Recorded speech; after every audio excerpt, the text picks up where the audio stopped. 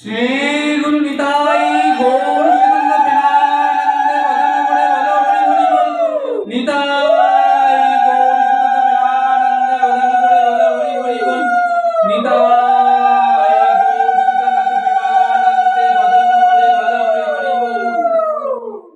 জয় নিতাই, জয় গৌর, জয় শ্রী রাধে। সমবেত ভাগবত পিপাসু আমার গৌর ভক্ত, কৃষ্ণ ভক্ত, সাধু সজ্জন মায়েরা, কলিযুগ পাবন অবতার সর্ববতরে আমার গৌর সুন্দর নিতাই সুন্দরের শ্রীচরণে সশব্দ অনন্ত কোটি প্রণাম নিবেদন করে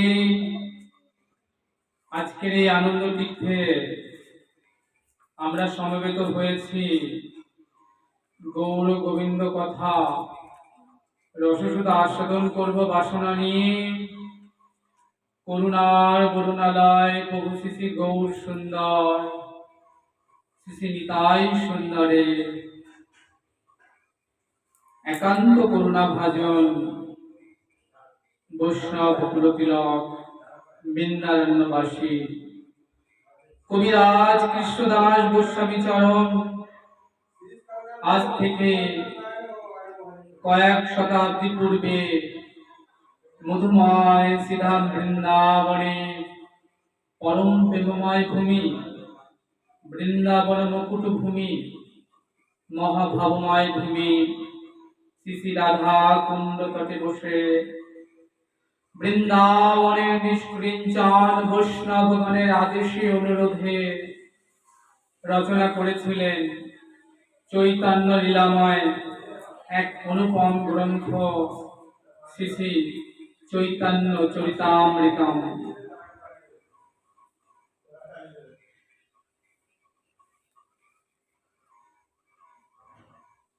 কবিরাজ গোস্বামী চরণ শ্রী শ্রী চৈতন্য চরিতামৃতের গ্রন্থের মধ্যলীলায় বললেন, শ্রীমান মহাপ্রভু কলিযুগ পাবন অবতার, সত্য তেতা দাপর বহিরাগত, কলিয়াগত, কলিযুগের দুঃখ দুর্দশা দেখে করুণা সিন্ধু শ্রীমান মহাপ্রভু শ্রীধাম নবদ্বীপে শচীগর্ভ সিন্ধু মাঝে এসে উদয় হলেন।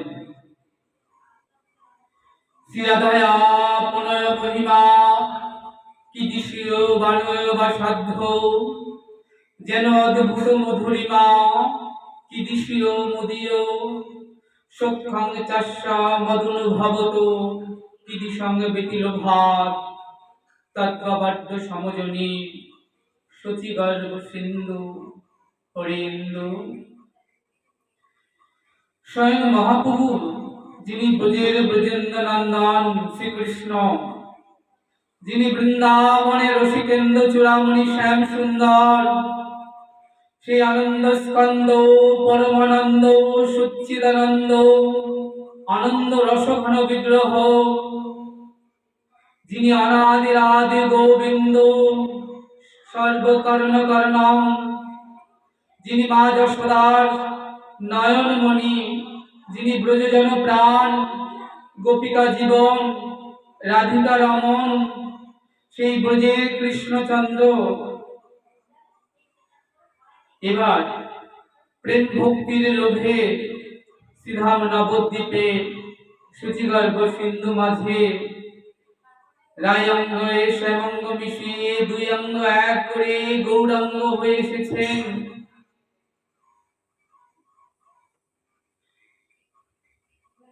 গৌর সুন্দর কেন গৌরাঙ্গ হয়ে এলেন গো? শ্রীল দামোদর গোস্বামী চরণ লিখছেন, কৃষ্ণ গৌর হয়ে এসেছেন কেন জানো? লোভের বশবর্তী হয়ে। বলি লোভ তো জীবের হয়, আমরা জীব, আমাদের লোভ হতে পারে, কিন্তু যিনি সাধ্য বস্তু, যিনি আরাধ্য স্বয়ং ভগবান সেই ব্রজেন্দ্র নন্দন শ্রীকৃষ্ণ, তারও কি লোভ হয়?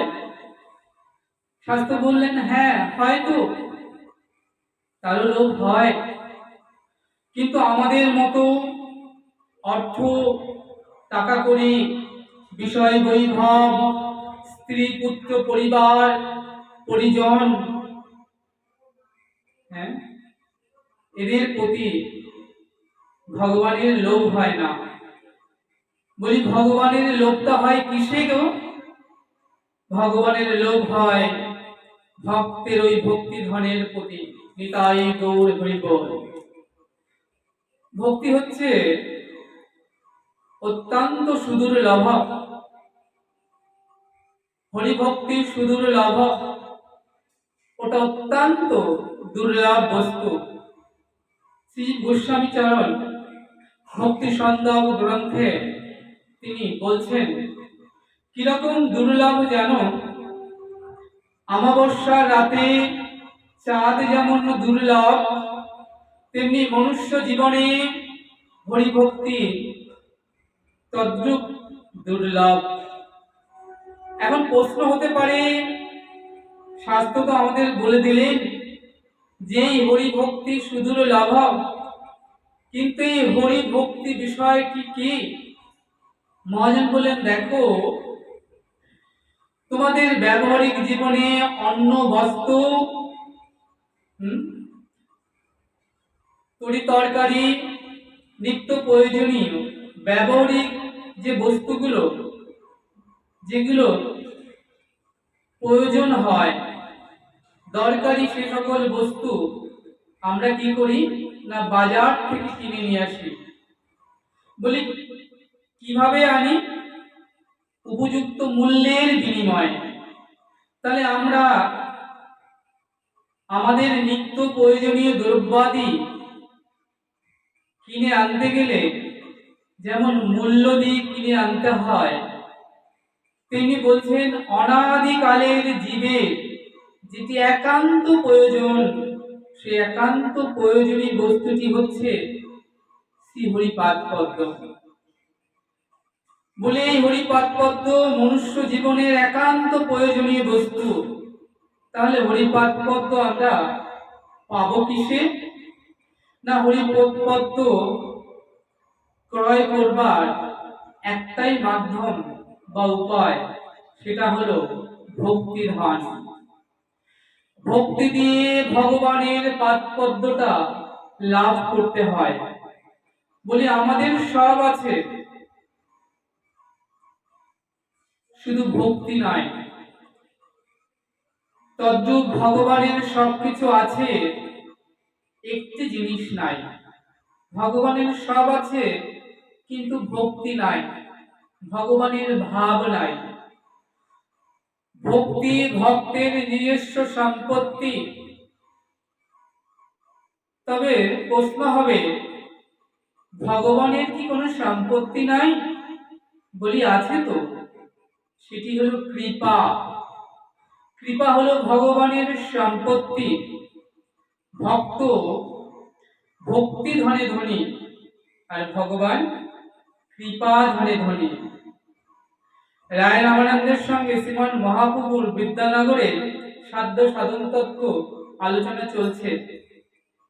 তখন মহাপ্রভু রায় রামানন্দকে বললেন, আচ্ছা বলো তো রামারায়, এই জগতে সব থেকে বড় সম্পত্তি কোনটি, আর সব থেকে বড় ধনী বা কোনটি, আর কারা সব থেকে বেশি ধনী? রামারায় প্রভুকে উত্তর করছেন, সম্পত্তির মধ্যে সেই সম্পত্তি গুণী রায় কহে কৃষ্ণ প্রেমধন আছে যার, সে মহাধনী। বলি ধনী কারা গো? এই জগতে তারাই ধনী যাদের হৃদয় ভরা আছে কৃষ্ণ প্রেমধন, আর নয়ন ভরা আছে জল। এই জগতে আমার তারাই তো ধনী গো। ভগবান ধনী, আবার ভগবানের ভক্ত ধনী। তবে পার্থক্য আছে একটা। ভক্তের ভক্তিধন আছে, আর তার লাভ, ভক্তের ভক্তিধন আছে, তার লোভ কিসে? না কবে ভগবানের একটু কৃপা ধন লাভ করব। আবার ভগবানের কৃপা ধন আছে, তার লোভ কবে আমি একটু ভক্তের ভক্তি ধনটা লাভ করব, কবে আমি ভক্তের সেই ভক্তি ধনটা অশেষে বিশেষে লুটে পুটে আস্বাদন করব। ভক্তের ভক্তি ধনের প্রতি প্রলুব্ধ হয়ে ব্রজেন্দ্রনন্দন কৃষ্ণচন্দ্র আমার গৌরচন্দ্র হয়ে এলেন নদিয়ার সচিগর্ভ সিন্ধু মাঝে। বলি কেমন যেন না ভ্রমর জানায় কমল মাধুরী, রসিক জানায় রসের চাতুরী। হ্যাঁ, পদ্মের মধ্যে সুমিষ্ট, হ্যাঁ পদ্মের মধ্যে সুমিষ্ট মধু আছে। হ্যাঁ, পদ্ম তার বক্ষে সুমিষ্ট মধু ধরে রেখেছে, কিন্তু সেই মধুর কেমন স্বাদ তা কিন্তু পদ্ম নিজে জানে না গো। হ্যাঁ, জানে কে? জানেন ভ্রমর, মধুকর। মধুকর কি করে? পদ্মের সৌরভে আকৃষ্ট হয়ে পদ্মের সেই মধু আহরণ করবার জন্য মধু আস্বাদনের লোভে পদ্ম উড়ে আসে, ভ্রমর উড়ে আসে পদ্মের বক্ষে বসে কত ভালোবাসার গান গায়, ফুলকে চুম্বন করে, ফুলের সেই বক্ষের মধু হ্যাঁ হরণ করে নিয়ে যায়। শুধু নিয়ে যায় না, মধু খায়, উড়ে যায়, উড়ে আসে, মধু খেয়ে ভ্রমর মদমত্ত হয়। হ্যাঁ, তদ্রূপ ভগবানের চরণে আছে প্রেম ভক্তির মধু। কোন ভগবান কিন্তু জানেন না সে কথা, তার আস্বাদন কিন্তু ভগবান নিজে জানেন না। জানে কে? ভক্ত ভ্রমর।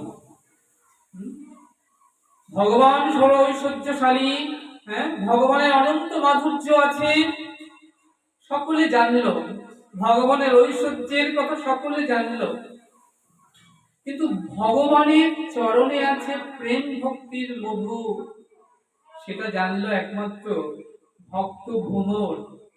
তাই ভক্ত কি করে?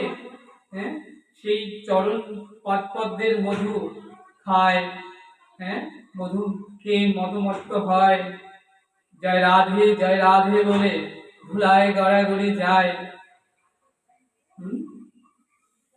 তাহলে আজকে পদ্ম যেমন ভাবছে যে ভ্রমর উড়ে এসে আমার বক্ষে বসে আমার এই যে মধু খায়, সে মধুর কেমন স্বাদ তা তো আমার জানা হলো না। তদ্রূপ ভগবান আজকে নিজে ভাবছে ভক্ত আমাকে ভালোবাসে, আমার জন্য প্রভাতে উঠে ফুলের মালা গাঁথে, আমার সেবা করে, আমাকে ভালোবেসে ভক্ত কি শুধু পায়, হ্যাঁ সেটা তো আমার জানা হলো না। তাই আজকে ভগবানের লোভ হচ্ছে ভক্তের ওই ভক্তি ধনের প্রতি। তাই শ্রী গোস্বামী এখানে বললেন, তাই আজকে যিনি ব্রজেন্দ্র নন্দন কৃষ্ণচন্দ্র, সেই রসিকেন্দ্র চূড়ামণি শ্যাম সুন্দর, যে ব্রজেন্দ্র নন্দন, তিনি আজকে রায়ঙ্গে শ্যামঙ্গ মিশিয়ে দুই অঙ্গ এক করে গৌরাঙ্গ হয়ে এলেন নদিয়ার সচিগর্ভ সিন্ধু মাঝে। কেন গো? শ্রীজি গোস্বামী বললেন লোভের বশবর্তী হয়ে ভগবান আজকে গৌরাঙ্গ হয়ে এসেছেন। শ্রীজি গোস্বামী বলছেন ভগবানের এই যে লোভ, কেন না ভক্তের ভক্তি ধনের প্রতি। তা বলছেন এখানে যে ভগবানের তো অনন্ত মাধুর্য, রূপ মাধুর্য, গুণ মাধুর্য, বেণু মাধুর্য, সঙ্গ মাধুর্য, লীলা মাধুর্য, ভগবানের অনন্ত মাধুর্য শিল সুখদেব গোস্বামী বর্ণনা করেছেন। তা বলছেন এই যে ভগবানের অনন্ত মাধুর্য, এই মাধুর্য আস্বাদন করেছেন কারা গো? যারা আস্বাদন করেছেন তাদের লিস্টই করা হলো। সেই লিস্টে যাদের নাম উঠল তারা সব কোটি কোটি ভক্ত, কিন্তু তার মধ্যে একজন সর্বশ্রেষ্ঠা। তিনি কে গো? তিনি হলেন বিষভানু দুলারী রাজনন্দিনী আমার রাধা রানী, যিনি আমার গোবিন্দকে অশেষে বিশেষে আস্বাদন করেছেন, যার অন্তরে কৃষ্ণ, বাহিরে কৃষ্ণ, যিনি কৃষ্ণময়ী রাধা, যাহা যাহা নৃত্য করে তাহা তাহা কৃষ্ণ স্ফুরে, যেদিকে তাকায় সেদিকে কৃষ্ণ দেখে। হ্যাঁ, সেই রাধারানী, হ্যাঁ, তিনি কি করলেন? সেই কৃষ্ণচন্দ্রের মাধুর্য আস্বাদন করবেন বলে তিনি কৃষ্ণ সাগরে ডুব দিলেন। বললেন সাগরে ডুব দেয় কে গো? চন্দ্র। হ্যাঁ, উদিত কে হয়? চর্য। চন্দ্র উদিত হয়। আমরা সাগর থেকে, আমরা যদি সাগরের পাড়ে দাঁড়িয়ে থাকি তাহলে দেখবো সাগর থেকে চন্দ্রদেব কি হয়? উদিত হন। আবার যখন অস্তাচলে যায় সাগরের মধ্যে ডুব দেন। বললেন আমরাও তো সাগরে ডুব দিয়েছি, আমরাও তো সাগরে স্নান করেছি, ডুব দিয়েছি। বললেন তুমি সাগরে ডুব দিয়ে কি পেয়েছো? বললেন কেন? ওই সাগরের ঢেউয়ে আছাড়ি বিছাড়ি খেয়ে পায়ে গায়ে অনেক আঘাত পেয়েছি। কেউ বললেন আমি ডুব দিয়ে কিছু নোনা জাল খেয়েছি, কেউ বললেন আমি ডুব দিয়ে কিছু নুড়ি ঝিনুক তুলেছি। কিন্তু খালে বিলে অনেক নুড়ি ঝিনুক পাওয়া যায়, তাতে কিন্তু মুক্ত পাওয়া যায় না। একমাত্র সাগরের ঝিনুকে মুক্ত পাওয়া যায়। এবার রাধারানী কি করলেন? কৃষ্ণ সাগরে, কৃষ্ণরূপ সাগরে অশেষ বিশেষে ডুব দিয়ে তিনি নীল মণি মুক্ত আমার গোবিন্দকে লাভ করলেন। তাই আজকে এই যে গৌর হরি তিনি এলেন ভক্ত স্বরূপে, তাই বললেন চিরকাল নাহি করি প্রেম ভক্তি দান, ভক্তি বিনা জগতে নাহি অবস্থান। গোবিন্দ মনে মনে চিন্তা করছেন আমি চিরকাল প্রেম ভক্তি দান করিনি, তাই তো জগৎজিৎ সেটা লাভ করতে পারেনি। চিরকাল প্রেম ভক্তি দান করিনি, হয়তো কথাটা বলা ঠিক হলো না, এক বিশেষ প্রকারের ভক্তি দান করিনি। আজকে গোবিন্দ মনে মনে চিন্তা করছেন যে এর আগে যত যত অবতারগণ এই জগতে এসেছেন তারা দান করেছেন কৃষ্ণ নাম প্রেম, কিন্তু এক বিশেষ প্রকারের প্রেম ভক্তি, অহৈতুকী প্রেম ভক্তি বা ব্রজ প্রেম, যেটা কখনোই দান করা হয়নি। তাই বলেন অনার্পিত, যা কখনো অর্পিতই হয়নি।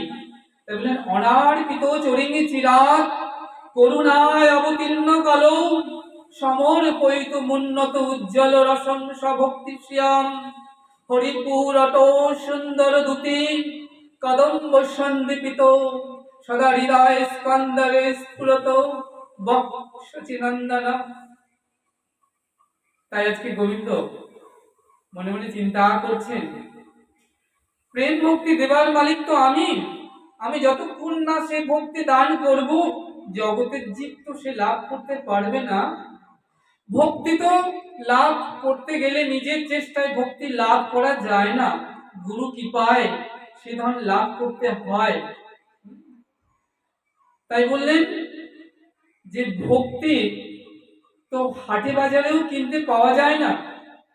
ভক্তি ধন, যে ধন দিয়ে তুমি গোবিন্দকে লাভ করবে, তাহলে গোবিন্দকে লাভ করবার একমাত্র উপায় হলো ভক্তি। গোবিন্দ কার? বললেন ভক্তি যার, গোবিন্দ তার। তাহলে সেই ভক্তি তো কে অর্জন করতে গেলে, লাভ করতে হবে। তাহলে ভক্তি কোথায় পাওয়া যায় আগে জানতে হবে। তো হাটে বাজারে ভক্তি পাওয়া যায় না। যদি পাওয়া যেত তাহলে ধনী মালিক যারা আছে তারা ভক্তি কিনে গোলা বেঁধে রাখতো। তো বাজারেই ভক্তি পাওয়া যায়। কোন বাজারে? সাধুর বাজারে। তাই বললেন ভক্তিধন লাভ করবার একমাত্র উপায় হলো কি না, বলছেন যে সাধুর বাজারে, সৎসঙ্গে সাধু সঙ্গে তুমি ভক্তিধন লাভ করতে পারো। তো বললেন কিভাবে না, বলছেন যে শ্রদ্ধায়, বলছেন কোন জীবের যদি শ্রদ্ধা হয় তবে সেজন সৎসঙ্গ করায়। সৎসঙ্গ হইতে হবে শ্রবণ কীর্তন, আর শ্রবণ কীর্তন হইতে হবে অনর্থ নিবর্তন। অনর্থ নিবর্তিত হইলে জীবের নিষ্ঠা হয়, নিষ্ঠা হইতে শ্রবণার্থে রুচি উপজয়, রুচি হইতে সেই ভক্তের হয় আসক্তি প্রচুর, আসক্তি হইতে চিত্তে জন্মে কৃষ্ণ প্রীতির অঙ্কুর, সেই অঙ্কুর গাঢ় হলে ধরে প্রেম নাম, সেই নামই জীবের শ্রদ্ধানন্দ ধাম। তাহলে এটা একটা মাধ্যম ভক্তি লাভের। আজকে গোবিন্দ মনে মনে চিন্তা করছেন, চিরকাল তো আমি প্রেম ভক্তি করি নাই, দান করি নাই, তাহলে জগতের জীব তাহলে আমাকে কি বলবে? কৃপণ। তাই গোবিন্দ মনে মনে ভাবলেন আমি দাতা হব, আমি উদার হব। কেমন করে আমি দাতা হব? কৃষ্ণ ভাবছেন যে আমি তো কৃপণ, কারণ আমার গায়ের বর্ণটা যেমন ভেতরটাও তেমন। গায়ের বর্ণ কেমন? কৃষ্ণ দেখতে কেমন? কালো, আর ভেতরটাও তদ্রূপ কৃপণ। কেন না, এর আগে ভগবান যতজনকে দান করেছেন, ভুক্তি মুক্তি যা দান করেছেন, সেগুলো কাদের দিয়েছেন?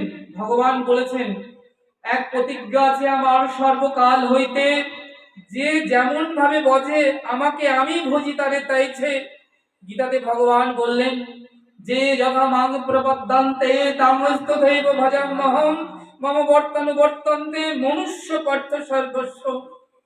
যে ভক্ত আমায় যেভাবে ভালোবাসে সেই ভক্তের তদনুরূপ রূপে আমি তাকে ভালোবেসে থাকি, এটা আমার একটা প্রতিজ্ঞা। তাহলে ভগবানকে ভালোবাসার জন্য কি করলেন না, ভগবানকে লাভ করার জন্য বনে যেতে হয়েছিল। সত্য যুগে তাই ভগবানকে লাভ করতে বনে যেতে হয়েছিল। কেতাতে রামচন্দ্রকে লাভ করতে সেই বনে যেতে হয়েছিল। দাপরে কৃষ্ণচন্দ্রকে লাভ করবার জন্য সেই বৃন্দাবনে যেতে হয়েছিল। বলছে দেবীগণ বৃন্দাবনে গিয়ে আমার গোবিন্দকে লাভ করেছিলেন। রাজা 5 লক্ষ টাকা খরচ করে একটা সোনার নেকলেস গড়লেন, তিনি দান করবেন বলে। কাকে দান করছেন না, রানীকে দান করছেন। বললেন এই দানের কোনো মাহাত্ম আছে নাকি? রাজকোষের টাকা তো রাজ বাড়িতেই রইল, 5 লক্ষ টাকা দিয়ে একটা সোনার নেকলেস গড়ে রানীকে দান করলেন, তাহলে তার ধন তো তার ঘরেই রইল, এ দানের কোনো মহত্ব নেই। তাই বললেন কৃষ্ণচন্দ্র রূপেও যেমন গুণে তেমন, তাকে লাভ করবার জন্য বনে যেতে হয়েছিল। আর তিনি কাদেরকে ভক্তি দান করেছিলেন? যারা তার নিজের জন, অন্তরঙ্গ জন, সেই ব্রজগোপী থেকে শুরু করে সবাই তার নিজের জন ছিলেন। কিন্তু গৌর আমার, গৌর আমার কেমন না, দেখতে যেমন ভেতরটাও তেমন। বাইরেটা কেমন? সোনার বরণ। গৌর আমার পাকা। কৃষ্ণ যেমন কাঁচা, কাঁচা থাকলে কি হয়? কাঁচা আম টক, পেকে গেলে সুমিষ্ট। গৌর আমার রূপেও পাকা, গুণেও পাকা। পাকা আম সুমিষ্ট, দেখতে সোনার বরণ। অজানুলম্বিত ভুজ কনক বদৌত সংকীর্তনৈক পিতর কমলায়তাক্ষ বিশ্বম্ভর দ্বিজবর যুগধর্ম পাল বন্দে জগৎ প্রিয় করো করুণায় অবতার, আজান লম্বিত ভুজ, সেই সোনার বরণ গৌর আমার। গৌর কিন্তু কোথাও বলছে না যে আমাকে ভালোবাসলে আমি ভালোবাসবো, আমাকে লাভ করতে হলে আমার কাছে আসতে হবে, কোথাও বলছে না। হ্যাঁ, বলছে যে তুমি আমাকে ভালো না বাসলেও আমি তোমাকে ভালোবাসবো। যেন গরজি দাতা। কেমন জানেন? মনে করুন আপনি শহরে থাকেন, আপনি মেট্রো ডায়েরি, মাদার ডায়েরি, রিচ, প্যাকেট দুধ কিনে খান। তো আপনি গ্রামে গিয়েছেন, দেশের বাড়িতে, যাদের বাড়িতে গিয়েছেন দেখছেন কত গাভী মা, হ্যাঁ গাভী মাতা, কত গরু। তো দেখছেন তারা দুধ দোয়াচ্ছে। তো আপনি বললেন, দেখ তোরা খাঁটি গরুর দুধ খাস, গ্রামে থাকিস তো, আমরা তো বাপু মেট্রো ডায়েরি প্যাকেট দুধই খাই। তা বললো যে নিয়ে যা না, তোরাও নিয়ে যা। আমি দুধ কি করে নিয়ে যাব? বললাম পাত্র তো আনিনি। সে বললো কোনো চিন্তা নেই, পাত্র দিয়ে দেবো, আর এই দুধ দুইয়ে দুধও সাথে দিয়ে দেবো। তখন আমি ভাবলাম যে দুধও দিয়ে দেবে, পাত্রও দিয়ে দেবে, কিন্তু নিয়ে যাওয়া ঝুঁকি। সে বললো কোনো চিন্তা নেই, আমি গিয়ে তোর বাড়িতে পৌঁছেও দিয়ে আসবো। শুধু দুধ দেবো না, পাত্র দেবো, বাড়িতে গিয়ে পৌঁছে দিয়ে আসবো। দেখুন, যে নেবে তার গরজ নেই, এই যে দেওয়ার জন্য বেশি গরজ, একে বলে গরজি দাতা। গৌর আমার গরজি দাতা। তাই গৌর কি করলেন? তিনি গোলক ছেড়ে ভুলোকে এসেছেন। কেন না? কলির জীব অন্নগত প্রাণ, অধুপতে মন, কামিনী কাঞ্চনের প্রতি আসক্ত, সর্বত্র অনাচার অবিচার। তাতে করে কলির জীব যে বড় দুঃখী, বড় কাঙাল। এই হলো কলির জীবের উদ্ধারের উপায়। কি হবে মা? একটি মাত্র উপায়, কলৌ হরি নাস্তব নাস্তব নাস্তব গতিরন্যথা। হে কলি জীব, নাম বিনা যে তোমাদের আর কোনো গতি নাই নাই নাই। 3 বার বলে দিলেন। আর উচ্চস্বরে কাঁদে গোড়া জীবের লাগিয়া, চেতন করেন জীবেরে কৃষ্ণ নাম দিয়া। শোনো মিশ্র, কলি যুগে নাহি তপ যজ্ঞ, যে জন আমার কৃষ্ণ ভজে তার মহাভাগ্য। এতই গিরে ফিরে কৃষ্ণ ভজ গিয়া, খুঁটিনাটি পরিহারি একান্ত হইয়া, সাধ্য সাধন তত্ত্ব যা কিছু সকল, দেখোই হরিনামের মধ্যে আছে সকল। নাম নামি অভেদ, বীজের মধ্যে বৃক্ষ যেমন দেখা নাহি যায়, নামের মধ্যে নামি আছে জানিও নিশ্চয়। যেই নাম সেই কৃষ্ণ ভজ নিষ্ঠা করি, নামের মধ্যে আছেন আপনি শ্রীহরি। তাই বলেন, হে কলির জীব, তুমি নাম ভজো, নামের আশ্রয়তেই থাকো। তাই মহাপ্রভু কি করলেন? প্রেম ঢেলে দিলেন কলির জীবকে, আর সেই প্রেমের মধ্যে নামটি পুড়ে দিলেন। যেমন আমরা পাটি সাপটার মধ্যে পুড়ে দিয়ে দিই, প্রথম কামড় দিলে হয়তো খুব স্বাদ লাগলো না, কিন্তু মাঝখানে যখন ক্ষীরে কামড়ে দেব তখন সুস্বাদ লাগবে। তাই বললেন, প্রথমে তুমি নাম করছো, হয়তো খুব নাম করতে তোমার রুচি হবে না, হয়তো নয়ন অশ্রু বইবে না, হয়তো জাগতিক সংসারে মায়ার জগতে অনেক বেশি প্রলোভন, তুমি নামে তুমি চিত্ত স্থির করে বসবে, হয়তো বসতেও পারছো না। কিন্তু গৌরী বললেন, তুমি নামের আশ্রতে থাকো। হে কলির জীব, তুমি তো মায়ার সংসারে পতিত হয়েছ। হ্যাঁ, তাহলে কি হয়েছে? কাম কামনা বিষয় বাসনার যে নদী সিন্ধু, তাতে তুমি এসে পড়ে গেছো। কিন্তু ভয় পেও না কলির জীব, তুমি নামের আশ্রয়ে থাকো। নদী থেকে যদি কোনো ব্যক্তি, হ্যাঁ, স্রোতস্বিনী নদীর জলের মধ্যে পড়ে যায় নৌকা থেকে, তাহলে কি হয়? দাঁড়িয়ে যেমন বলেন, তুমি ভয় পেও না, আমার হালটি ধরে থাকো। যদি হাল ধরে উঠে আসতে পারো তাহলে তো ভালোই, যদি নাও আসতে পারো তাহলে তুমি হালটি ধরে থাকো, আমি যেন তেন পোকায় তোমাকে ঠিক তীরে নিয়ে পৌঁছে দেব, কিন্তু তুমি ডুববে না। তাই মহাপ্রভু বলে দিলেন, হে কলির জীব, তুমি নামাশ্রয়ে থাকো, তুমি নামের তরিতে উঠে বসো, তুমি পৌঁছে যাবে, ঠিক গৌর গোবিন্দ চরণে তুমি একদম পৌঁছে যাবে। তাই তুমি ভয় পেও না কলির জীব, হ্যাঁ, তুমি নামাশ্রয়ে থাকো। তাই মহাপ্রভু আমাদেরকে কি দিলেন? নাম প্রেম কলির জীবকে ঢেলে দিলেন। তাই আজকে বললেন এত জায়গা থাকতে গৌর সুন্দর শ্রীধাম নবদ্বীপে এলেন কেন? আরো তো ভারতবর্ষে অনেক জায়গা ছিল, সেখানে আসতে পারতেন। সেখানে না এসে শ্রীধাম নবদ্বীপে গৌর সুন্দর কেন এলেন? বলেন তার একটা কারণ আছে। আমরা কারণ শাস্ত্রে পাই। সেই কারণটি কি জানো? তা বলছেন একদিন ভগবান শ্রীকৃষ্ণের খুব শিরোপীড়া হয়েছে, মাথায় যন্ত্রণা করছেন। তো যন্ত্রণায় ভগবান কাতর হয়েছেন। এমন সময় দেবর্ষি পাদ বিনা যন্ত্রটি নিয়ে নারায়ণ হরি গাইতে গাইতে এলেন দ্বারকায়। এসে দেখছেন প্রভু শিরোপীড়ায় কষ্ট পাচ্ছেন। দেবর্ষি পাদ বললেন, এ কি প্রভু, তুমি এত কষ্ট পাচ্ছ কেন? তোমার কি হয়েছে? গোবিন্দ বলেন, হে দেবর্ষি পাদ, আমার না খুব শিরোপীড়া হয়েছে, আমার মাথা যন্ত্রণা করছে খুব। দেবর্ষি পাদ বললেন, তাহলে তোমার শিরোপীড়া যাবে কেমন করে? গোবিন্দ বললেন, যদি একটু ভক্ত পদ রজ পেতাম, ওটা যদি মাথায় মাখতে পারতাম, একটু ভক্ত চরণ ধুলি পেলেই আমার শিরোপীড়া চলে যেত। দেবর্ষি পাদ বললেন, বাহ, এই কথা, এ আর এমন কি ব্যাপার? দেবর্ষি পাদ চলে গেলেন। তিনি যেতে যেতে ব্রহ্মলোকে গেলেন, প্রজাপতি ব্রহ্মার কাছে। কারণ ব্রহ্মার মানুষ পুত্র তো দেবর্ষি নারদ। নারদ হলেন ব্রহ্মার মানুষ পুত্র। গিয়ে বললেন, বাবা ওই চরণ দুখানি দাও তো।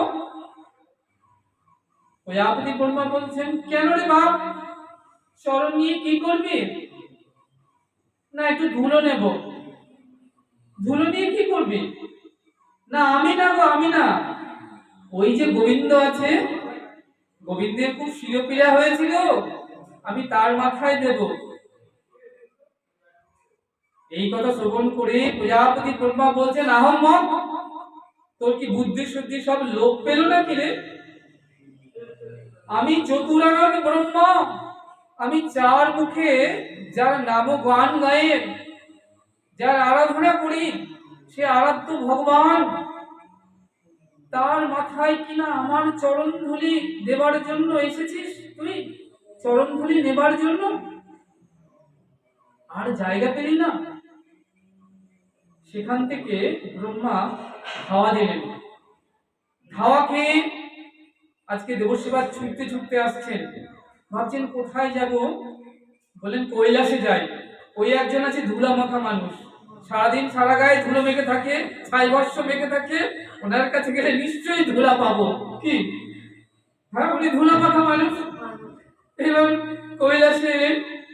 কৈলাসে এসে দেবাদিদেব মহেশ্বরের কাছে বললেন, তোমার চরণ মুখানি থেকে একটু ধুলা দাও তো। দেবাদিদেব মহেশ্বর বলেন, ওই তো ওখানে ধুলা পড়ে আছে, নিয়ে যা, কত লাগবে? না না, ওই ধুলা তো হবে না, তোমার চরণ থেকে ধুলা দাও, তোমার চরণ থেকেই ধুলা দিতে হবে। বলেন, আমার চরণ থেকে ধুলা নিয়ে কি করবি? বলেন, আমি না গো, আমি না, ওই গোবিন্দ আছে না, গোবিন্দর শিরোপীড়া হয়েছে, তার মাথায় দিতে হবে, তাহলে শিরোপীড়া চলে যাবে, দূরীভূত হবে। এই কথা শুনে আজকে পঞ্চানন,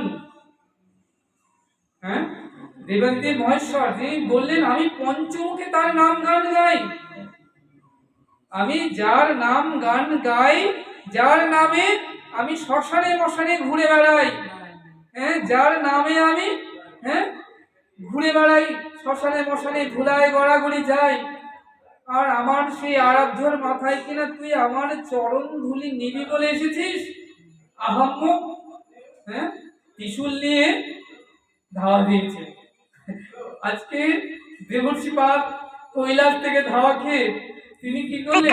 ইন্দ্রলোক, দেবলোক, এ লোক সে লোক, কত লোক ঘুরে বেড়ালেন। কিন্তু কেউ গোবিন্দের মাথায় শিরোপীড়া কমাবার জন্য ধুলা দিতে চায় না।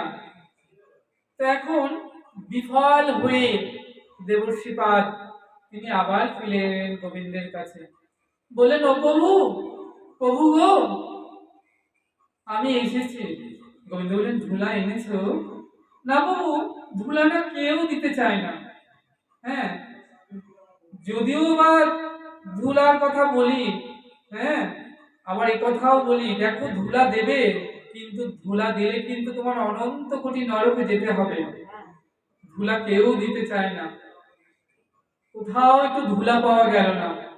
গোবিন্দ বললেন, তুমি বৃন্দাবনে গিয়েছিলে, একবার বৃন্দাবনে যাও, সেখান থেকে একবার ঘুরে আসো না। দেবশ্রীপাদ কি করলেন, তিনি এবার এলেন বিনা যন্ত্রটি নিয়ে, ঢেকির পিঠে চড়ে নারায়ণ হরি নারায়ণ হরি বলতে বলতে মধুময় সীতা বৃন্দাবনে এলেন। যে বৃন্দাবনে এলেন, উনি ব্রজগোপীগণ ঘিরে ধরলেন। একই দেবর্ষিপাদ, সুস্বাগতম, আপনাকে স্বাগতম। আপনি তো আমার গোবিন্দের কাছ থেকে এসেছেন, আমাদের প্রাণবল্লভ কেমন আছে? আমাদের বধূ কেমন আছে? একবার বলুন। দেবশ্রীপাদ বলছে, যেন গোপী, তোমাদের বধূ ভালো নেই কেন? তার কি হয়েছে? তার খুব শিরোপীড়া হয়েছে, তিনি শিরোপীড়ায় কষ্ট পাচ্ছেন, খুবই কষ্ট পাচ্ছেন। বললেন, কেমন করে যাবে তার শিরোপীড়া? বললেন, একটি উপায় আছে, ভক্ত পদরজ, ভক্ত পদ ধুলি পেলেই গোবিন্দের মাথার শিরোপীড়া দূরীভূত হবে। ব্রজদেবীকে বললেন, ও এই কথা, আচ্ছা নেবেন কিসে? অমনি দেবশ্রীপাদ মাথায় বাঁধা ছিল নামাবলী, নামাবলীটা পেতে দিলেন। দেবশ্রীপাদ বললেন, শোনো গোপী, ধুলা তো দেবে, কিন্তু একটি কথা জেনে রাখো, ধুলা দিলে অনন্ত কোটি নরকে যেতে হবে। অমনি ব্রজদেবীগণ কি করলেন? বললেন, আমাদের যা হবার তাই হবে, তুমি কেন দুঃখ পাবে? তুমি সুখে থাকো গো সুখময়, আমাদের যা হবার তাই হবে, আমাদের যা হবার হয়ে যাক, অনন্ত কোটি নরকে যেতে হয় তাও যাব, কিন্তু আমাদের বধূ শিরোপীড়া তো কমবে, তিনি তো ভালো থাকবেন। কৃষ্ণ সুখে আমরা সুখী, আত্মসুখ নাহি গোপী, কৃষ্ণ সুখ বিনে আমাদের সুখ দুঃখ দেহ গেহ ধন জন যৌবন ইহকাল পরকাল আমরা তো সব কৃষ্ণায় গোবিন্দায় ভগবতে বাসুদেবায় নম বলে অর্পণ করে বসে আছি। আমাদের তো আত্মসুখ নাই, তাই আমাদের যা হবার তাই হবে। তুমি কেন দুঃখ পাবে?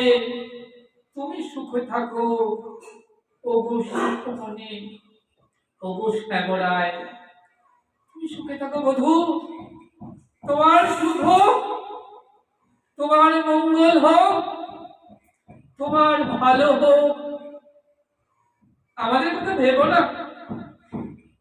অনন্ত নরক কেন, তার থেকেও বেশি নরকে যদি যেতে হয় আমরা তাও যেতে প্রস্তুত আছি। সব গোপী চরণ থেকে ধুলো ঝেড়ে ওই নামাবলীতে দিয়ে দিল, যার চরণে ধুলো ছিল সে ধুলো ঝেড়ে দিল, যার চরণে ধুলো ছিল না ওমা সে ধুলা নিয়ে ধুলা পায়ে মাখিয়ে ধুলা ঝেড়ে দিল। এখন দেবর্ষিপাদ ওই এক টুকরা ধুলা মাথায় করে নিয়ে চলেছেন দ্বারকায়। যেই দ্বারকার কাছে এসেছেন, দ্বারকাপুরীতে প্রবেশ করেছেন, দেখছেন গোবিন্দ আমার তিনি রুক্মিণী সত্যভামাদের সাথে জাম্ববতী, হ্যাঁ, তার মহিষীগণের সঙ্গে আনন্দে হাসি মশকরা করছেন। দেবশ্রীপাদ বললেন, এ কি প্রভু, একটু আগে তুমি শিরোপীড়ায় না যন্ত্রণায় কাতর হয়েছিলে, তুমি না কত কষ্ট পেয়েছিলে, তুমি ছটফট করছিলে, তোমার শিরোপীড়া নাই? গোবিন্দ বললেন, না তো, আমি ধুলা দেখেছি, তো ধুলা দেখেছি, তাই শিরোপীড়া চলে গেছে। বললেন, তুমি ধুলা কেমন করে মাখলে? ধুলো তো আমার মাথায় পুটলিতে। গোবিন্দ বললেন, এ কি দেবশ্রীপাদ, তুমি এত জানো আর এটা জানো না? ধুলা কোথায় এনেছে তুমি? নামাবলিতে। নামাবলিতে কি লেখা আছে? কৃষ্ণ নাম। যেই নাম সেই কৃষ্ণ ভালোবাসা করি, নামের সহিত আছেন আপনি শ্রী হরি। নাম নামই অভেদ। ধুলা ঝেড়ে যখন নামের উপরে দিয়েছে না ব্রজদেবীগণ, কি ভেবেছেন যে যদি আমরা পাত্রে করে দিতাম, থালায় করে, গামলায় করে ধুলা দিতাম, ধুলা নিয়ে দ্বারকায় যেতে যে সময় লাগতো, আমাদের বধূ তো ততক্ষণ যন্ত্রণায় কাতর হতো আরো। আমরা নামের উপরে, নামাবলিতে নামের উপরে যদি ধুলা ঝেড়ে দিই, নামার নামই অভেদ। যেই নাম সেই কৃষ্ণ। আর যেই ধুলা নামাবলিতে দিয়েছে, অমনি গোবিন্দের শিরোপীড়া দূরে চলে গেছে, সেরে গেছে। হ্যাঁ, এখন ওই যে টুকরা ভর্তি ধুলা নিয়ে দেবশ্রীপাদ মহা বিপদে পড়েছেন। তিনি এখন ওই ধুলা কোথায় রাখবেন? ব্রজগোপীর চরণে রেণু, এ তো যে সে ধুলা নয়, কোথায় রাখবেন? তিনি আবার বৃন্দাবনে ফিরে এলেন দ্বারকাপুরী থেকে। এখন বৃন্দাবনের ধার ঘেঁষে ঘেঁষে চলেছেন, মনে মনে ভাবছেন, এ তো যে সে ধুলা নয়, আর যে সে ক্ষেত্রে রাখাও যাবে না, তাহলে আমি এখন এই ধুলা নিয়ে কি করি? এমন সময় যমুনা মূর্তিমন্ত হলেন।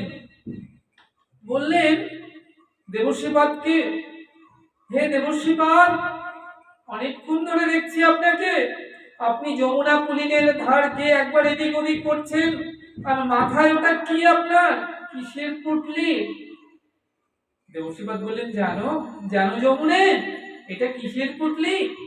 এটা হলো ব্রজগোপীর ধুলা। গোবিন্দের শিরোপীড়া হয়েছিল তো, তাই ব্রজগোপী দিয়েছিলেন চরণ ঝেড়ে।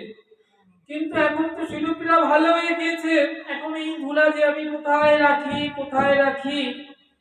অমনি যমুনা মূর্তিমন্ত হয়েছেন, বলছেন, হে দেবশ্রীপাদ, আপনি ধুলা রাখার জায়গা পাচ্ছেন না, আপনি দিন না আমার বক্ষে ঢেলে। আমি গোবিন্দ চরণে পেয়েছি, ভক্ত চরণে পেয়েছি, কিন্তু আমি ব্রজগোপীর চরণে পাইনি, তাই ধুলাটা আমার পক্ষে ঢেলে দিন না। অমনি দেবশ্রীপাদ বললেন, বাহ, এ তো উত্তম। অমনি ধুলা দিলেন যমুনার বক্ষে ঢেলে। অমনি যমুনার আজকে কত আনন্দ, আনন্দে উছলিয়া যমুনায় কি করে ছালাতে ছালাতে শব্দে বয়ে চলেছে বৃন্দাবন থেকে। বইতে বইতে যমুনে কোথায় এলেন? সঙ্গমে, এলাহাবাদ প্রয়াগে, যেখানে গঙ্গা যমুনার মিলন স্থল। আর অন্তরিক্ষে আছে সরস্বতী। গঙ্গা যমুনা সরস্বতী ত্রিবেণী, তিনটি নদীর ধারা একসাথে যেখানে মিলেছে, সেই স্থানটার নাম হলো ত্রিবেণী সঙ্গম। তাই যমুনা যখন সেই ত্রিবেণীতে এলে, অমনি গঙ্গা আজ মূর্তিমন্ত হয়েছে। বলছে, ও যমুনে, যমুনে, তোরা এত আনন্দ কিসে? আনন্দে তুই ছলাতে ছলাতে নৃত্য করতে করতে আসছিস, কিসের আনন্দ আমায় একটু বল না। যমুনা বলে, আমার কিসের আনন্দ জানিস? আমি পেয়েছি, আমি পেয়েছি। বলেন, কি পেয়েছিস? আমি ব্রজগোপীর চরণ রেণু পেয়েছি, তাই তো আমার এত আনন্দ। ও, তুই ব্রজগোপীর চরণ রেণু পেয়েছিস, তাই তোর এত আনন্দ? তা আমায় একটু দে না, তুই নিবি? কত নিবি, নে না। আপনি যমুনা ঢেলে দিলেন গঙ্গাকে। সুরধনী গঙ্গা ওই চরণে রেণু নিয়ে, তার আগে গঙ্গা ছিল, কিন্তু ব্রজগোপীর চরণ রেণু পেয়ে সুরধনী গঙ্গা হলো। ওই সুরধুনী গঙ্গা বইতে বইতে আসছেন এলাহাবাদ থেকে ভাগীরথী হয়ে হুগলিতে, তিনি আসছেন কোথায়? না শান্তিপুর হয়ে কোথায়? শ্রীধাম নবদ্বীপে। নবদ্বীপে এলেন। ওই যে চরণ রেণু জমে জমে একটা দ্বীপ হয়েছে, ওই ব্রজগোপীর চরণ রেণু জমে জমে দুটো দ্বীপ হয়েছে, তিনটে দ্বীপ হয়েছে, চারটে দ্বীপ হয়েছে, 9টা দ্বীপ হয়েছে, নাম নবদ্বীপ হয়েছে। ওই চরণ রেণু জমে জমে 9টা দ্বীপ হয়েছে, নবদ্বীপ হয়েছে। তাই তো আমার ব্রজেন্দ্র নন্দন শ্রীকৃষ্ণ রায়াঙ্গে শ্যামঙ্গ মিশে দুই অঙ্গ এক করে গৌরাঙ্গ হয়ে এলেন কোথায়? সেই শ্রীধাম নবদ্বীপে শচীগর্ভ সিন্ধু মাঝে এসে উদয় হলেন। আজকে কি হলেন? না শুধু উদয় হলেন না, তিনি কি করলেন? না তিনি সেই ধুলা মাখছেন, সেই নবদ্বীপে এসে ধুলা মাখছেন। আজকে শুধু ধুলা মাখছেন না, ধুলা মাখিয়েও দিচ্ছেন, ভক্তদেরকে ধুলা মাখাচ্ছেন, ধুলা মাখাচ্ছেন। হ্যাঁ, আজকে কি হয়েছে জানো? আজকে ওই যে ব্রজলীলা আর এই যে নদিয়া লীলা, এটা আলাদা নয়। ব্রজলীলা নদিয়া লীলা ভিন্ন লীলা নয়, বলছে নদিয়া ব্রজলীলা আর নবদ্বীপ লীলা, নবদ্বীপ লীলা ব্রজলীলা আলাদা লীলা নয় রে। উপরেতে ভাসে ব্রজলীলা আর নিচেতে নদিয়া লীলা, যে ডুবেছে সে নদিয়া লীলা পায় রে। ডুবতে হবে। তাই আমার কি করলেন? আজকে বৃন্দাবনের সেই কৃষ্ণচন্দ্র, তাকে প্রত্যেক দিন মা যশোমতী খুব করে সাজিয়ে দেন, খুব সুন্দর করে। কেমন? কুঞ্চিত কেশে, মাথায় মোহন চূড়া, পরনে পীতম্বর বস্ত্র, কর্ণে কুণ্ডল, গলায় বজন্তী ফুলের মালা, চরণে নুপুর, অধরে মুরলি। হ্যাঁ, নুপুর আবার রুনু ঝুনু বাজে। আজকে সুন্দর করে মা যশোমতী তার নয়নমণি গোপালকে সুন্দর করে সাজিয়ে দিচ্ছেন। আর ব্রজ গোপীরা যারা দেখছেন তারা বলছে, দেখ দেখ কি সুন্দর, শ্যাম সুন্দর। হ্যাঁ, চরণে নুপুর সুন্দর, অধরে মুরলি সুন্দর, বাঁকা চোখের চাউনি সুন্দর, হ্যাঁ, গলায় বজন্তী ফুলের মালা সুন্দর, চলন সুন্দর, বলন সুন্দর, সব সুন্দর। তাই তো সে শ্যাম সুন্দর। দেখ দেখ কি সুন্দর করে মা তাকে সাজিয়ে দিচ্ছে গোপালকে, সব সুন্দর। কিন্তু সব সুন্দর বলে একটা কিন্তু কেন টানলেন? এতক্ষণ যখন সব সুন্দর বলছেন, গোবিন্দের বুকের ছাতিটা 36 ইঞ্চি থেকে 42 ইঞ্চি হয়ে গেছে। দেখো আমাকে বলছে কি সুন্দর, আমার সব সুন্দর। কিন্তু কেন বললেন? বললেন সব সুন্দর কিন্তু গায়ের রংটা বড় কালো। আজকে কি করেছেন? না শ্রীরাম সুদাম দাম্ব সুদাম মধুমঙ্গল সখা নিয়ে আমার কানাই, তিনি কি করেছেন? গোচারণে এসেছেন। এসে কি করেছেন? গোচরণে ওই সব সখাগণ কি করলেন? গাভীদেরকে ছেড়ে দিলেন। আর গোবিন্দ কি করেছেন? বৃন্দাবনের সেই আঁকা বাঁকা পথের যে ধুলি, বৃন্দাবনের পথের রঙিন ধুলি আজকে অঙ্গে মাখছেন। হ্যাঁ, আর বলছেন দেখতে শ্রীরাম, ওরে ভাই শ্রীরাম দেখতে আমায় কেমন দেখাচ্ছে ভাই। শ্রীরাম বলছে, ও কানাই তোকে তো খুব সুন্দর দেখাচ্ছে রে ভাই, কিন্তু তুই বৃন্দাবনের কালো ধুলি মাখছিস কেন? বৃন্দাবনের এই কালার ধুলি, রঙিন ধুলি, বৃন্দাবনে তো রঙিন ধুলি মাখছিস কেন? না আমি কালো বর্ণ আর রাখবো না, কালো বর্ণ রাখবো না। বলেন কেন? না বোঝো গোপীরা বলে কালার লাগে সব গেলা। আজকে কালোর জন্য, এই কালো বর্ণের জন্য তাদের সব গেল। কেন? না তারা বলে আমরা হে শ্যাম দেহ গেহ ধন জন যৌবন সবকিছু দিয়ে তো তোমায় ভালোবাসলাম, কালাকে ভালোবাসলাম, ওই কালো ছড়াকে ভালোবাসলাম, সবকিছু উজাড় করে আত্মসুখ নাহি গোপীর কৃষ্ণ সুখ মিলে। আর পরিণামে কি পেলাম? বিরহ যন্ত্রণা দুঃখ, অনন্ত বিরহের সাগরে নিমগ্ন হলাম। বলছে আমাদের অবস্থা কেমন জানিস? গ্রীষ্মের দাবদাহে, প্রচন্ড সূর্যের তাপে যখন কোন সরসীর জল বা সরোবরের জল শুকিয়ে যায়, তখন জলের নিচে যে কুর্মগুলো থাকে না, অর্থাৎ কচ্ছপ, তারা কাদার নিচে মাথা গুঁজে কোনো রকমে প্রাণটি হাতে নিয়ে বেঁচে থাকে, না মরে বেঁচে থাকে। আজ কৃষ্ণ বিরহে শুকিয়ে গেছে বৃন্দাবনে সরসীর জল, গোপ সরসী জল শুকিয়ে গেছে, আর আমরা ভোজঙ্গনাগণ হা কৃষ্ণ বলে কেঁদে কেঁদে নয়ন জলে না মরে বেঁচে আছি। কৃষ্ণ বলেছিলেন আজ যাই কাল আসবো ফিরে, কিন্তু আর তো সে এলো না। হ্যাঁ, আমরা পথের কোণে নয়ন দুটি দিয়ে আমরা কি করছি না, আহার নিদ্রা সবকিছু ত্যাগ করে দিয়েছি। যবে থেকে কৃষ্ণ বৃন্দাবন ছেড়ে চলে গিয়েছে, তবে থেকে বৃন্দাবনে রান্না বান্না নেই, খাওয়া দাওয়া নেই, মলিন বস্তে ধুলায় গড়াগড়ি যায়। হা কৃষ্ণ, হা প্রাণপৃষ্ঠ, হা বুঝ বিহারী আর্তনাদ, হা প্রাণনাথ, একবার বলে যাও বোঝ দেবীগণ, কি দোষী দোষী? সে তো তোমাকে ভালোবেসে নামটা দোষী হলাম। আর রাধারানী রাধার কুঞ্জে বসে বসে কাঁদছেন।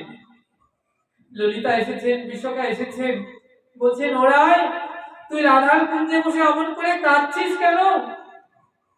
কৃষ্ণ বিরহে কাঁদছিস কেন?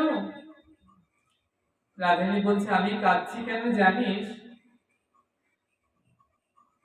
বিধি যোগ্য সৃজনে জানে না, বিধি মনে যদি না করিত নারী, তোয়া হেন গুণনীতি লইয়া ফিরিতামে দেশে দেশে অবধূ। বিধি কেন যে আমাকে নারী করলো?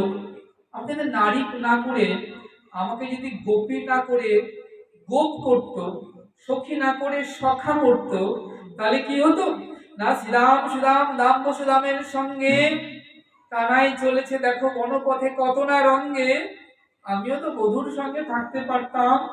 বধূর বিরহে হাসাম, হা প্রাণবধূ, হা প্রাণপৃষ্ঠ বলে অস্তু বর্ষণ করতে হতো না। আমি তো যেতে পারি না, আমি তো কুলের বালা। তাতে করে আমার শাশুড়ি ননদী আছে, রায় বাঘিনী, হ্যাঁ, তাহলে কলঙ্কের ভয় আমি কেমন করে সাথে যাই? তাই বিধি মনে হয় যোগ্য সৃজন জানে না, তাই তো আমাকে নারী করলো। তাই রাধানী দুঃখ করে বলছেন বিধি যদি মরে না করি তো নারী, তোয়া হেন গুণনিধি লইয়া ফিরিতামে দেশে দেশে। অনন্ত গুণের খনি আমার বধূর সাথে সাথে ঘুরে বেড়াতে পারতাম, আর বিরহ হতো না, আর বিচ্ছেদ হতো না, একসাথে দুজনে আমরা থাকতে পারতাম। আজকে রাধানী বলছেন জানিস ললিতা, জানিস বিশাখা, বধূ না কত বিরহ দিয়ে চলে গেল। ললিতা বলছে বল না শোন, সেই শেষ দিনের কথাতে যেদিন গোবিন্দ, হ্যাঁ, বৃন্দাবন ছেড়ে মথুরায় চলে গেল, সেদিন কি হয়েছিল বল না, শুনবি? ওরে ললিতা, ওরে বিশাখা, শুনবি সেদিনের সে কথা? তবে শোন, আমি প্রত্যেক দিনের মতো কাঁধে কলসি নিয়ে যমুনায় যেতাম জল আনতে। জল আনাটা একটা ছল মা। বৃন্দাবনে বর্ষণায় বিশ্বভানু দুলারী অর্থাৎ রাধা রানী মহলে দাসী বৃত্তি করে কতজন? 100 দাস দাসী। তাহলে যে গৃহে 100 দাস দাসী থাকে, সেই গৃহের রাজকন্যাকে কি কলসি কাকে নিয়ে জল আনতে যেতে হয়? বৃন্দাবনে যেতে হয় না? তো কেন যায়? ওটা একটা ছল। জল আনার ছল করে ওই বৃন্দাবনে যমুনা পুলিনে কদম্বের মূলে অধরে মুরলি নিয়ে দাঁড়িয়ে আছে যে মদন মোহন, যে শ্যাম সুন্দর, এক নয়নের পলকে তাকে দেখবে বলে। হ্যাঁ? তাই সেদিন কি হয়েছিল জানিস, আমি প্রত্যেক দিনের মতো বৃন্দাবনে গিয়েছিলাম যমুনা পুলিনে জল আনতে বলে। কলসিতে জল ভরে যে উঠে দাঁড়িয়েছি, হঠাৎ দেখছি একটি রথ এদিকে এগিয়ে আসছে। তা দেখলাম এ কি, একটা রথ, মনে হলো যেন আমার বধূ বসে আছে রথে। রথটি চালিয়ে নিয়ে আসছেন অক্কুর, বধূকে নিয়ে বৃন্দাবন থেকে মথুরায় চলে যাচ্ছে। তো আমার অন্তরটা, রাধানী বলছেন যে আমার অন্তরটা ছেদ করে উঠল, তাহলে কি আমি বধূকে হারালাম? উনি কলসিকাকে নিয়ে ছুটে গেলাম ওই পথে, যে পথ ধরে এগিয়ে আসছে। দেখলাম রথখানি আমার দিকে এগিয়ে আসছে এই পথ ধরেই, যমুনা পুলিন দিয়ে। দেখলাম সত্যি তো রথে বসে আছে বধূ। আমি বললাম, ও বধূ, তুমি রথে করে কোথায় চলেছো, কোথায় চলে যাচ্ছ? গোবিন্দ বললেন, রায়, আমি মথুরায় চলে যাই। আমি বললাম, কেন বধূ, তুমি মথুরায় কেন যাবে? বৃন্দাবনের কেউ কি তোমায় ভালোবাসে না, যে তুমি বৃন্দাবনে চন্দ্র হয়ে, বৃন্দাবনে বিহারী হয়ে, বৃন্দাবনকে আধার করে মথুরায় চলে যাচ্ছ? আমি বললাম, বধূ, তড়া করে রথ হতে নেমে এসো, শীঘ্র নেমে এসো বলছি।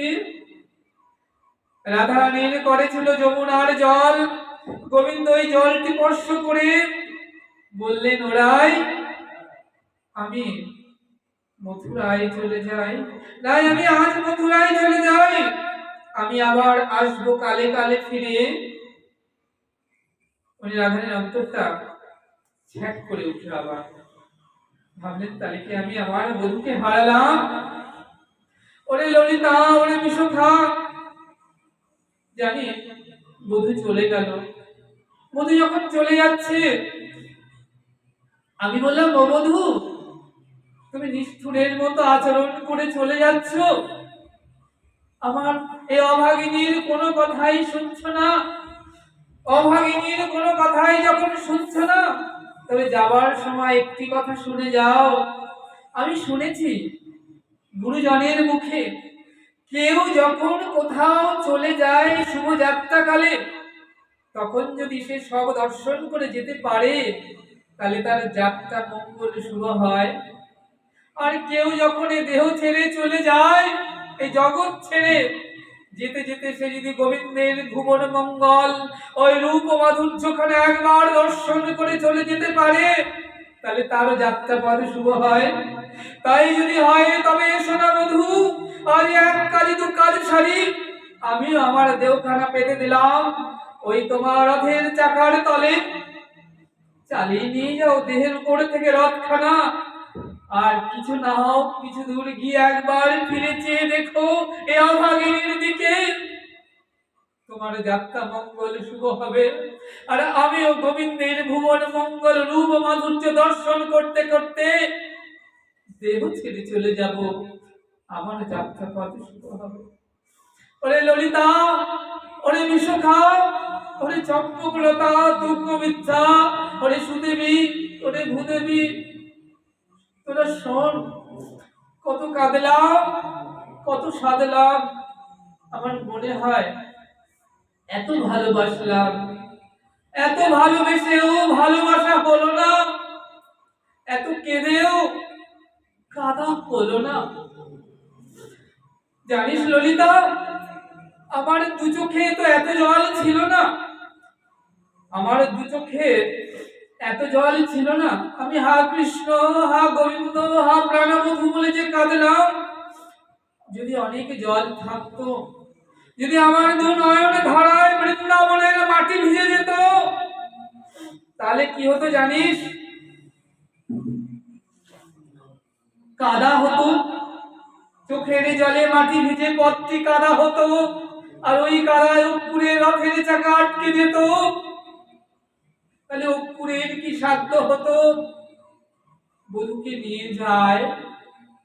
তাই ওরে ললিতা, ওরে বিশোখা, ওরে চম্পকলতা, ওরে তুঙ্গবিদ্যা, তোরা আয় না, সবাই মিলে আমরা বৃন্দাবনের পথে বসে ওই মথুরার গগন পথের দিকে তাকিয়ে হা বধূ, হা প্রাণপৃষ্ঠ, হা বোঝনা, হা আরতি হারি, হা প্রাণনাথ, হা প্রাণবধূ বলে কাঁদি।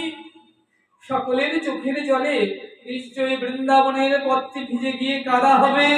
আর ওই যদি একবার কাদা হয়, ওই কাদায় অক্ষুরের রথের চাকা আটকে যাবে। তবে অক্ষুরের কি সাধ্য আছে এই দিদি বৃন্দাবন হইতে আমার বধূকে নিয়ে যাবে? তাই তো ললিতা বিশাখা এত কাঁদলাম, এত সাধলাম, তাই মনে হয় কাদা হলো না। আজকে গোবিন্দ বলছেন, ওই যে বলিদেবীগণ অহর্নিশি কাঁদছেন, বলছে ওই কালার লাগি সব গেলা। তাই আজকে গোচরণে এসে গোবিন্দ বৃন্দাবনে রঙিন ধুলি মাখছেন। আমাদেরকে লীলা স্মরণে রাখতে হবে মা। আজকে ধুলি মাখছে কেন? যে কালো বরণই আর রাখবো না, তাই আমি রঙিন হব। শ্রীরাম বললেন, অবধূ তোমার এই মনোবাসনা কবে পূর্ণ হবে? কবে হবে মনোবাসনা পূর্ণ? গোবিন্দ বললেন, যেদিন রায় অঙ্গে শ্যামঙ্গ মিশিয়ে দুই অঙ্গ এক করে গৌরাঙ্গ হব, নদীয়ার শচীগর্ভ সিন্ধু মাঝে এসে উদয় হব, সেদিন আমার মনোবাসনা পূর্ণ হবে। আর দূরে দূরে নয়, আর বিরহে নয়, আর বিচ্ছেদে নয়, দুই বস্তু একসাথে রব। রাধারানী বললেন, ও শ্যাম, তুমি অন্তরের ধ্যান, তুমি অন্তরের ধন, তুমি রবে অন্তরে, আমি রব বাইরে। আমি বাইরে থেকে তোমাকে রক্ষা করব, ভেতরে তুমি থাকবে, আমি বাইরেতে থাকবো। এমন ভাবে আমরা এসে নদিয়া এসে উদয় হব। আজকে কি করেছে জানো? আজকে আমার গৌরহরি নদিয়া এসেছে, আর যারাই ছিল ব্রজ তারাই নদে এলো। তাই বলছেন ব্রজলীলা নদিয়া লীলার আজকে কি হয়েছে না, মহাসম্মেলন হয়েছে। ওই গোষ্ঠ লীলার শেষে শ্রীরাম যেমন ডেকে বলতেন, ও সুদাম ভাই রে, বেলা বুঝিয়া আর নাই রে, চল আমরা আপন ঘরে ফিরে যাই রে। মা বোধহয় আমাদের কথা মনে করছে ভাই রে, না হলে বিষম কেন খাবো ভাই রে, চল আমরা আপন ঘরে ফিরে যাই রে। তাই আজকে শ্রীরাম সুদাম গাম্ব সুদাম সখা নিয়ে যখন কানায় ফিরে আসতেন ধীরে মুখে, তদ্রূপ আজকে গৌর হরি আজকে কি করেছেন? ভাবাবেশে তিনি কি করেছেন?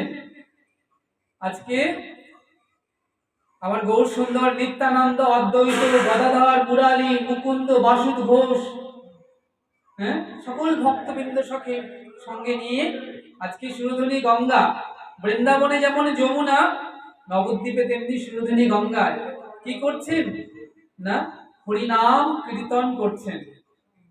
খোল করতাল নিয়ে আজকে নাচে গোড়া মুখে জয় জয় দিয়া আজকে কীর্তন করতে করতে আজকে কি করছেন?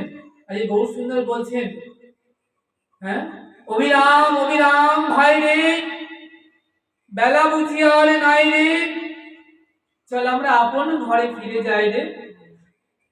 হ্যাঁ, কারণ ব্রজলীলা তো স্মরণ হচ্ছে, আজকে নদে এসে ব্রজলীলা স্মরণ হচ্ছে। হ্যাঁ, আজকে কি হচ্ছে জানো? আজকে কি বললেন? অবিরাম ভাই রে, বেলা বুঝিয়া আর নাই রে, চল আমরা আপন ঘরে ফিরে যাই রে। ওমা, আমাদেরও তো কি বেলা আছে নাকি? আমরা জীবনের সকালবেলা এই জগতে এসেছিলাম, কিশোর কৌশল যৌবন জেলা বার্ধক্যে আমরা কি করলাম? স্ত্রী পুত্র পরিবার বিষয় আশায় নিয়ে সংসারের কত না খেলা খেললাম। খেলা বিষয়ের খেলা খেলতে খেলতে আমাদের আসল খেলার কথা যে আর মনে নাই ভাই রে। সকাল হলো, হ্যাঁ, হাসিতে খেলিতে কিশোর কৌশল পড়াশোনা শিখিতে যৌবন রসরঙ্গ মঞ্চে, আজকে কিশোর কৌশল যৌবন জরা বার্ধক্য, দেহে কি কপ পিত্তের প্রাবল্য যখন অধিক হলো, তখন কি হলো? হরিয়ার হবে না, কবি হবে। তাই যেদিন আসিবে সমন করিবে দমন, বান্ধিবে কষিয়া তোমার গলা, সেদিন এত মধুময় কৃষ্ণ নামটি এ বদনে আর যাবে না বলা। তাই সকাল সকাল প্রস্তুত হতে হবে আমাদের, সকাল সকাল আমাদের গৃহের রওনা হতে হবে। হ্যাঁ, তাই আজকে আমাদের কি করতে হবে না, আমাদেরকে সেই গৌর চরণে নিজেদেরকে সঁপে দিতে হবে। হ্যাঁ, বলছে ড্রেনের জল, নদীর জল নোংরা কতক্ষণ থাকে মা? যদি ড্রেনের জল, ডোবার জল, হ্যাঁ, যদি সেই জলকে কি করবে, যখন গঙ্গায় নিয়ে ঢেলে দেবে কি হবে, পবিত্র শুদ্ধ হয়ে যাবে। আর ড্রেনের জল থাকবে, যে জল ছিল ড্রেনে, যে জল ছিল ডোবায়, যে নোংরা জল গঙ্গায় যখন ঢেলে দেবে তখন গঙ্গা জল হয়ে যাবে, পবিত্র হয়ে যাবে। সেই জল দিয়ে তুমি একসময় ঠাকুরজির পুজো করবে, সেবা করবে। বলবে এই হৃদয়ে কাম কামনা বিষয় বাসনা ভোগ লোভ লালসা পরস্ত্রী কাতরতা, এগুলো কতদিন থাকে? যতদিন না তুমি ওই গৌর চরণে নিজেকে সমর্পণ করবে, হা গৌর বলে নিজেকে সঁপে দেবে। যখনই তুমি সঁপে দেবে তখন হৃদয় প্রেম ভক্তি উদয় হবে, আর ভক্তি দিয়ে কি হবে না, আমার গোবিন্দকে লাভ করতে পারবে। নিতাই গৌর হরি বলবে।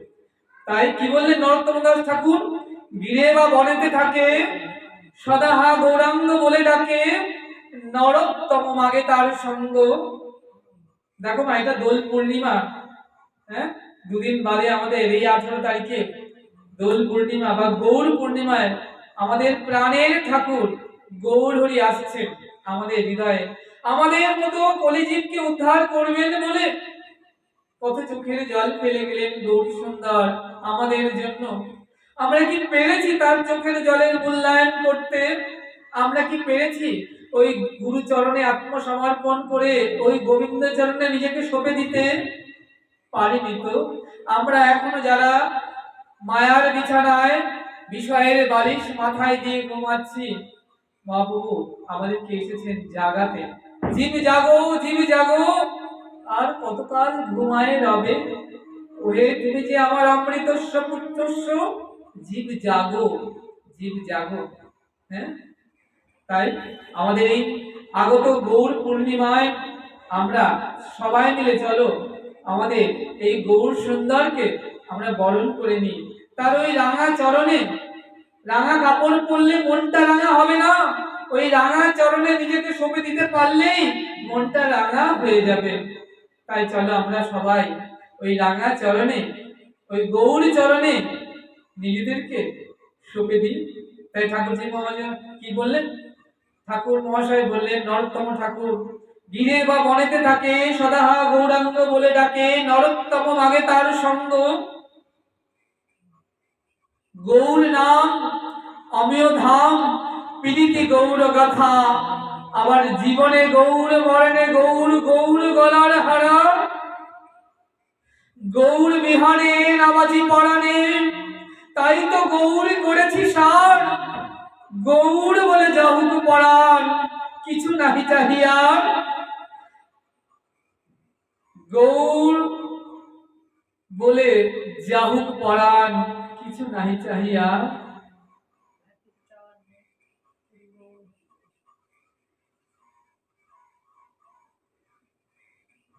এসো আমরা সকলে ওই গৌর চরণে নিজেদেরকে সঁপে দিই। এই শুভ পূর্ণিমায়, গৌর পূর্ণিমায় আমরা আমাদের অন্তরের ঠাকুরকে সকলে বরণ করে নিই। আজকে আমরা এখানে গৌর কথা আস্বাদন করছিলাম না, আগত 18 তারিখ আমরা গৌরের আবির্ভাব তিথি নিয়ে আবার গৌর কথা আস্বাদন করবার বাসনা রাখছি। কথা বলে আজকে এখানে আমরা হরিকথা, গৌর কথা বিশ্রাম রাখছি। ভোগ রাখের সময় হয়ে গেছে, এরপরে ভোগ হবে, তারপরে ভক্তরা প্রসাদ পাবে। আবার যদি মা তোমাদের সান্নিধ্য হয়, শ্যামসুন্দরের তোমাদের কৃপা হয়, আমার গুরুদেবের কৃপা হয়, গৌরচাঁদ নিতাই চাঁদের কৃপা হয়, আবার হরিকথা হবে। এ কথা বলে আজকে এখানে আমরা ভাগবত কথা বিশ্রাম রাখছি।